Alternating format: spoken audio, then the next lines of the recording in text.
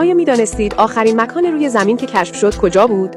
زمانی بود که نقشه جهان تقریباً کامل شده بود، اما هنوز جاهایی وجود داشت که دست نخورده و دیده نشده باقی مانده بودند. و حالا این هم 3 مکانی که از آخرین جاهای کشف شده روی زمین بودند. در رتبه سوم جزیره بووه قرار دارد. این جزیره کوچک و یخزده در جنوب اقیانوس اطلس آنقدر دور افتاده است که حتی کاوشگری که آن را پیدا کرد هم نتوانست در آن فرود بیاید. آنقدر منزوی است که انگار اصلاً وجود ندارد. این جزیره در سال 1739 توسط کاوشگر فرانسوی ژان باتیست بووه کشف شد.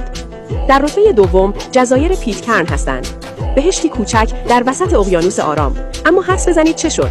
این جزایر به این دلیل مشهور شدند که چند ملوان از کشتی HMS باونتی علیه ناخدای خود شورش کردند و برای پنهان شدن به آنجا گریختند.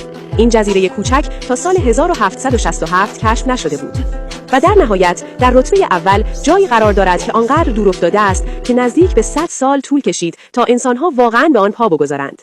باور می‌کنید انسان‌ها سیاره اورانوس را قبل از قدم گذاشتن در اینجا شناخته بودند؟ با اینکه از روی نقشه‌ها و نظریه‌ها وجودش معلوم بود، آب و هوای سخت و شرایط طاقت فرسایش برای مدت طولانی مانع رسیدن انسان‌ها شد.